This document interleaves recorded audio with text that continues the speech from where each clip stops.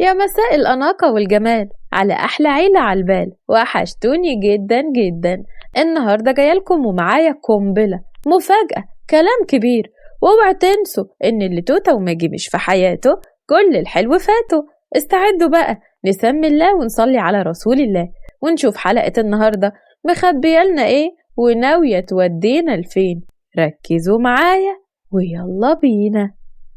جابر الكلام وقرب منها وحاول يتهجم عليها، كان الغضب عميق جدا وكل اللي بيدور في دماغه إنها بتكرهه وعاوزة تسيبه. وهمس ليها بكل غضب: مش انت بتكرهيني ومش هتحبيني؟ يبقى اخد بقى اللي انا عاوزه. صرخت ريناد وحاولت تبعده لكنه كان مصمم، لكنها مش هتستسلم ابدا.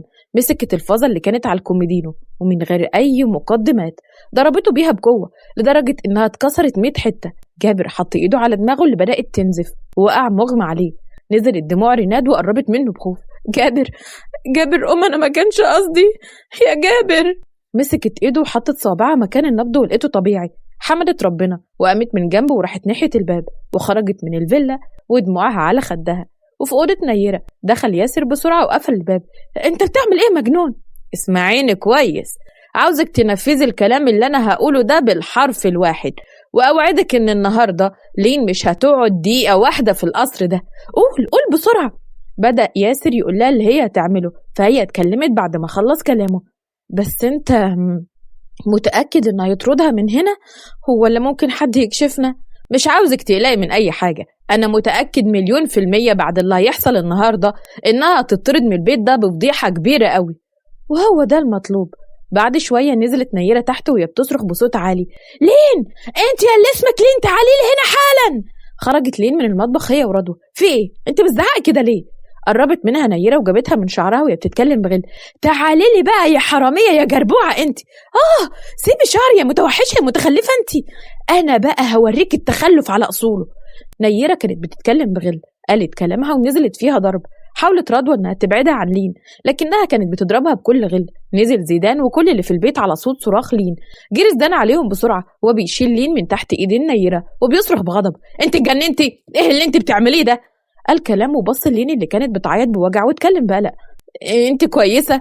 لين هزت راسها بلقة ودموعها نازلة. بص زيدان لنيرة بغضب جحيمي: ايه اللي انت عملتيه يا مجنونة انت؟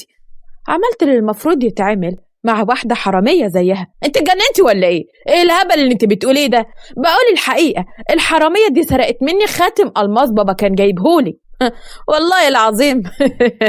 هو ابوك البخيل الجلدة القيحة هيجيب لك برضو خاتم ألماس؟ احنا هنضحك على بعض ولا ايه؟ ما انا عارف اللي فيها.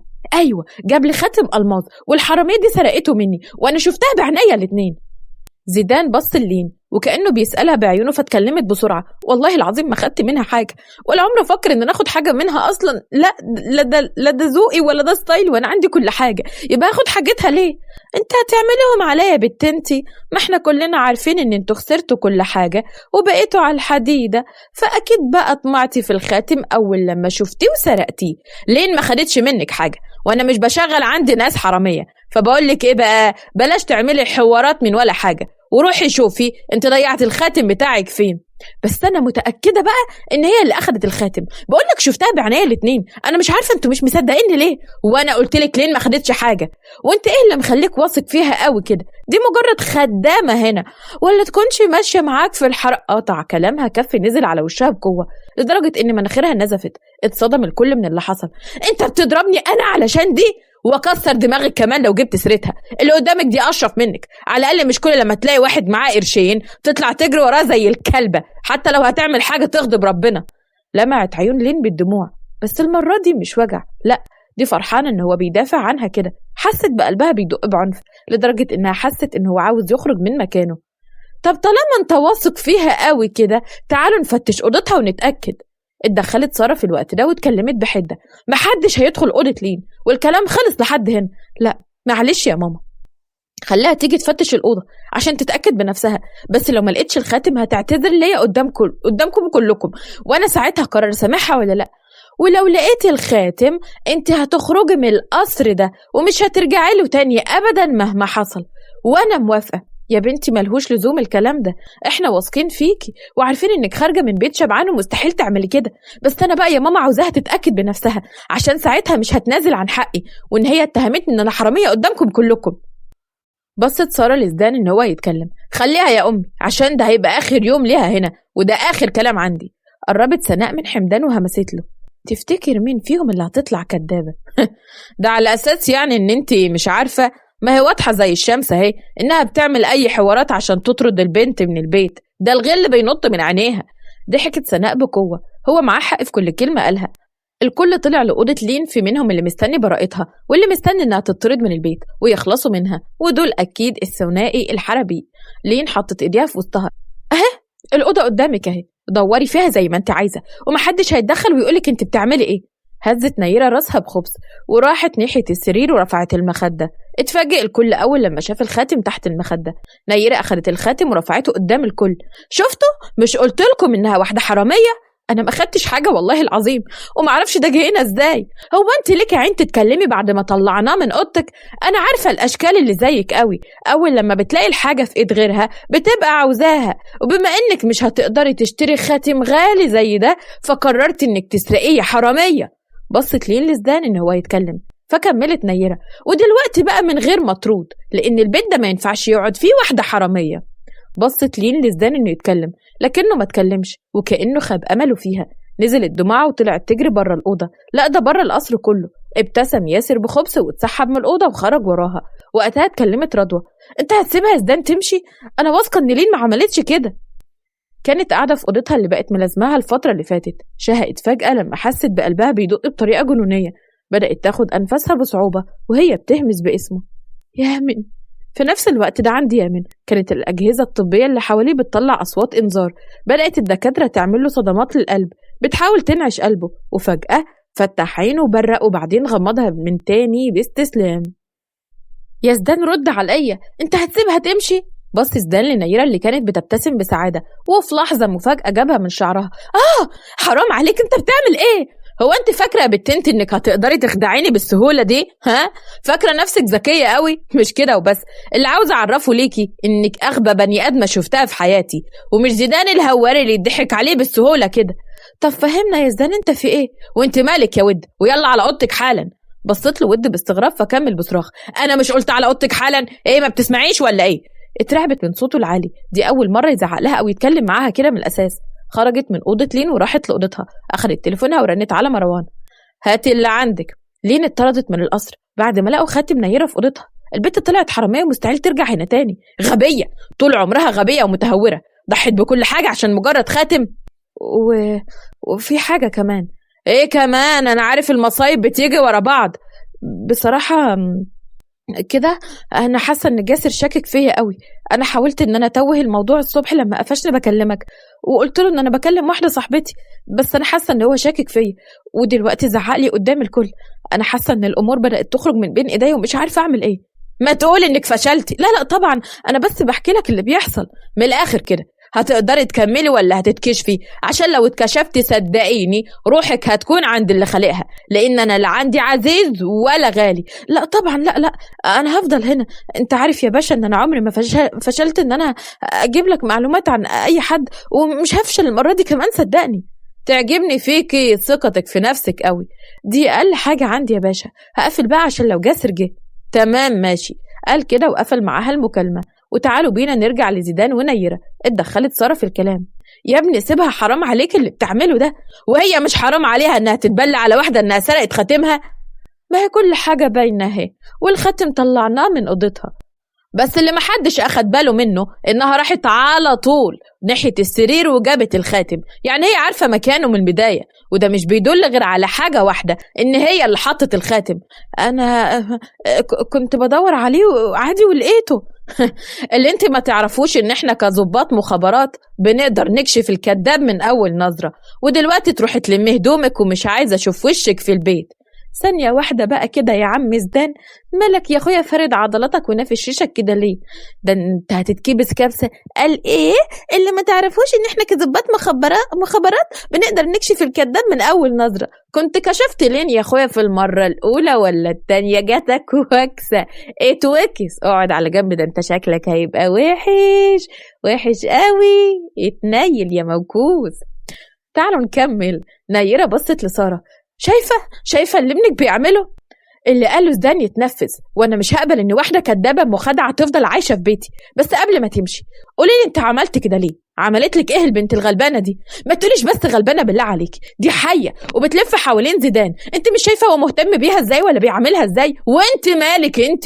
انا اعمل اللي انا عاوزه، وعشان تتقهري اكتر بقى انا بحب لين وناوي اتجوزها. اما انت بقى فروح اجري ورا اي كلب من اللي انت بتجري وراهم عشان خاطر اي قرشين.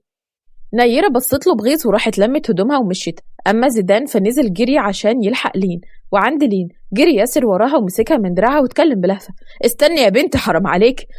قطعت نفسي، انت عاوز ايه؟ مش انا طلعت حرامية جاي ورايا ليه؟ وبعدين انت ازاي تتجرأ تمسك دراعي كده؟ معلش حقك عليا، بس انا جريت وراكي عشان اقولك ان انا واثق فيكي وعارف ان انت مش حرامية وما اخدتيش منها حاجة. بس ما حدش مصدقني، كلهم فاكرين ان انا ممكن اخد الخاتم بتاعها مع انه خاتم ما يسواش حاجة من اللي كان عندي. طبعا يا بنتي طبعا، هو انت يعني عاوزة تقارني نيرة المقشفة بيكي؟ ده انت جمال ايه وحلاوة ايه. قال اخر كلامه وبيجز على شفايفه بطريقته القذرة. رجعت لورا بقرف من طريقته، عن اذنك عشان هرجع البيت. الله، هو مش باباكي مش في مصر على ما اظن؟ وكمان القصر بتاعكم اتحجز عليه، فهتروحي فين بقى؟ مش مشكلة، هروح في اي حتة وخلاص. لا لا لا، انا ما يرضينيش ان انت تروحي في اي حتة وخلاص. انا هاخدك معايا لشقتي اللي في المعادي واقعدي فيها. انا عارف ان هي مش قد المقام، لان انت مقامك اعلى من كده بكتير قوي، بس هتوفي بالغرض لحد ما اشوف لك مكان ارقى من كده. لا لا لا شكرا، انا هشوف حد من صحابي اروح عنده، بس انا مش هسمح لك ان انت تتبهدلي عند كل واحدة من صحابك شوية. الشقة دي انا مش بقعد فيها خالص، وتقدري تاخديها ليكي لو عاوزة، ممكن اكتبها لك كمان باسمك. ايه رأيك؟ ويا ترى بقى ده لله وللوطن ولا اكيد في سبب؟ لا بجد عجبتيني ودماغك حلوة، فهمتيني على طول. الشقة مقابل ليلة واحدة بس. ضربته لين بالقوة بالقلم وهي بتتكلم بغضب. اخرس يا زبالة، هو انت فاكرني من بنات اياهم؟ ده انا اقطعك حتت وارميك في الزبالة لو فكرت بس تقرب مني، ده انا لين المهدي. ياسر وقتها مسك ايديها بقوة وبتكلم بغضب. بس انت دلوقتي مش لين المهدي، انت مجرد واحدة كانت شغالة خدامة عندنا، وحطي تحت كلمة خدامة دي 100 خط، وانت هتيجي معايا اذا كان برضاكي ولا غصب عنك يا حلوة. قال كده وسحبها من ايديها. صرخت لين بقوة عشان حد يلحقها، اما ياسر كان بيضحك باستفزاز شديد. وفجأة وقف قدامهم زيدان وعيونه محمرة من كتر الغضب، خاصة لما شاف ياسر ماسك ايد لين. قرب منه بغضب جحيمي وسحب لين منه ومسك ايده وكسرها. وقتها صرخ ياسر بقوة.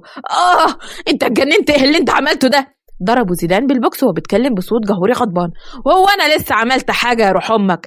ده انا هقطع لك ايدك اللي فكرت بس تلمسها. قال كده ونزل في ضرب لحد ما اغمى عليه. تف عليه بقرف وبص لين وقرب منها واتكلم بلهفة. انت كويسة؟ عمل لك حاجة الحيوان ده؟ لا ما عمليش حاجة، بس انت بتعمل ايه هنا؟ انا جيت عشان ارجعك البيت. ارجع البيت ازاي وانا طالعة حرامية قدامكم كلكم؟ بس والله العظيم انا معرفش ايه اللي جاب الخاتم بتاعها عندي. ومن قالك انك اخدت الخاتم بتاعها؟ دي لعبة من العابها القذرة. بس انت صدقتها وكلكم صدقتوها. هو انا لو صدقتها كنت جيت وراكي؟ ما تبطلي بقى الغباء اللي انت فيه ده. طب وليه الغلط ده؟ طه هو انت متأكدة انك من ايجيبت؟ اعمل ايه يا اخويا؟ منها لله اختك فسدت اخلاقي، بس عارف احسن حاجة فيها انها وعدتني تعلمني الردح. ايه تعلمك الردح؟ ومالك بتقولها من شكاح قوي كده ليه؟ اصل انت مش فاهم، انا من زمان قوي انا عاوزة اتعلمه زي ما بشوف في المسلسلات والافلام. طب يلا يا بنت انت قدامي، يلا بدل ما ازعلك. هي البومة اللي اسمها نيرة دي لسه موجودة؟ لا انا طردتها من البيت. لمعت عيون لين بسعادة وحب اتزرع في قلبها أكتر. طردتها علشاني؟ والأول مرة زيدان الهواري يتوتر من واحدة، بس دي مش أي واحدة، هي مختلفة ومميزة في كل حاجة. عينيها مليانة براءة رغم الحزن اللي محفور جواها. حمحم بقوة واتكلم بصوت مبحوح من مشاعره الجياشة. لا عادي، بس أنا مش هسمح لها تقعد في البيت بعد اللي عملته، ولو كانت عملت كده مع حد تاني كنت برضو هطردها. دبدبت لين برجليها على الأرض بغيظ، أما هو فكتم ضحكته عليها بصعوبة ورجعوا البيت. بدأ الدكاترة يعملوا ليه صدمات للقلب، بيحاولوا ينعشوا قلبه، وفجأة فتح عيونه وبرق وبعدين غمضها تاني باستسلام. اتنهدوا براحة لما نبضات قلبه رجعت طبيعية من تاني. بمرور الوقت يامن صحي وهو حاسس بوجع كبير قوي في جسمه من كتر النوم. بص حواليه باستغراب من المكان اللي هو فيه، ما كانش مستشفى بس في نفس الوقت فيه كل الأجهزة والأدوات الطبية. أمن على السرير بتاعه وخرج من الأوضة اللي كان فيها، واتفاجئ لما لقى نفسه في مكتب ولقى واحد واقف مديله ظهره وبيتكلم في التليفون بغضب شديد. عاوزكم تقلبوا عليها الدنيا، انتوا فاهمين؟ عاوزها بالكتير قوي تكون بكرة قدامي. خلص مكالمته ولف واتفاجئ أول لما شاف يامن واقف قدامه. انت فقت؟ انا فين وانت مين انا بعمل ايه هنا؟ اقعد بس يا ابني الاول ارتاح، انت لسه فايق من غيبوبة. بقول لك انا فين؟ انت دلوقتي في مبنى المخابرات. ايوه، وبعمل ايه هنا بقى؟ اقعد بس الاول خد نفس كده وانا هحكي لك كل حاجة. قعد يامن باستسلام لانه فعلا تعبان ومش قادر، وبدأ اللي هو محمد يحكي له كل حاجة من اول لما غرق لحمزة اللي رماه في المستشفى القديمة لوجوده دلوقتي هنا. يعني الكلب ده كان عاوز يخلص مني. ده مش موضوعنا دلوقتي، دي مشكلتك وانت تحلها بمعرفتك. انا عاوزك في موضوع اهم واكبر من كده بكتير. موضوع ايه ده؟ مروان الديب. يامن قام وقف واتكلم بحدة. انا ماليش اي علاقة بمروان ومش هتدخل في اي حاجة تخص مروان، هو صاحبي وانا مش هأذيه حتى لو عارف ان اللي بيعمله غلط. انت بجد صعبان عليا قوي بقى، انت خايف عليه ومش عاوز تأذيه وهو كل اللي بيعمله انه يأذيك وبس. انا مش فاهم حاجة. اقول لك انا، مروان صاحبك زي ما انت بتقول استغل غيابك انت، حتى ما كلفش نفسه ان هو يروح يدور عليك وراح شركتك بنفسه، يعني حتى ما بعتش حد ينفذ المهمة دي، لا هو راح بنفسه ولعب في حسابات الشركة، وشركتك دلوقتي أسهمها في النازل، ده غير ملفات الصفقات اللي سرقها. يعني من الآخر كده عاوز يدمر شركتك عشان في الآخر تلجأ ليه. وقتها انتفض يامن من مكانه. انت كذاب، مستحيل اللي انت بتقوله ده، كنت عارف ان انت مش هتصدقني عشان كده جبت لك الدليل لحد عندك. قال كده ومسك اللابتوب بتاعه وشغل له فيديو لمروان وهو في مكتبه بيسرق ملفات من الخزنة بتاعته، وبعدها مسك اللابتوب بتاع يامن وبدأ يدوس على حاجات. ضغط يامن على ايده بغضب شديد وهو بيتكلم. يا ابن انا كنت عارف ان هو زبالة، لكن ما توقعتش انه يفكر يأذيني كده. وفي حاجة كمان لازم تشوفها. قال كده وغير الفيديو وجاب فيديو لمروان وهو قاعد في مكتبه مع دراعه اليمين. ناوي تعمل ايه مع يامن باشا؟ يامن مش هيجي غير عن طريق تالية. قصدك ان احنا هنخطفها؟ اوعى تلعب برصيد ثقة حد فيك، لانها زي ما بتتبني في سنين ممكن تنهار في لحظة بسبب تراكمات عدت عليك عادي جدا، بس عليه هو لأ. احترم الثقة والفرص والتفويت، لان تحويش الزعل مع الوقت بيهد رصيد الغلاوة، وسهل يكسر أجدعها وأمتنها وأقدمها علاقة. ما توصلش اللي قدامك لنقطة اللاعب ده وترجع تقول ايه ده، هو زعل ليه؟ مفيش شجرة بتقع من ضربة فاس واحدة، ولا كوباية بتتملي من نقطة مية، ولا شخص هيرمي طوبتك ومعاها محبتك من غلطة أو كلمة واحدة. الثقة زي الأستيكة بتصغر شوية بشوية مع كل غلطة جديدة لحد ما بتختفي. الحلو ما بيكملش إلا بيكم. حلقتنا النهاردة وصلت للنهاية، أتمنى تكونوا استمتعتوا زي ما أنا استمتعت معاكم. هستنى رأيكم وتفاعلكم اللي بيديني طاقة تكملني. يا ريت لو عجبكم الفيديو تدعمونا باللايك والاشتراك في قنوات توتا وماجي، وما تنسوش الجرس عشان تكونوا أول ناس تشوفوا الجديد. هتوحشوني من هنا للحلقة اللي جاية. خلي بالكم من نفسكم وبحبكم جدا.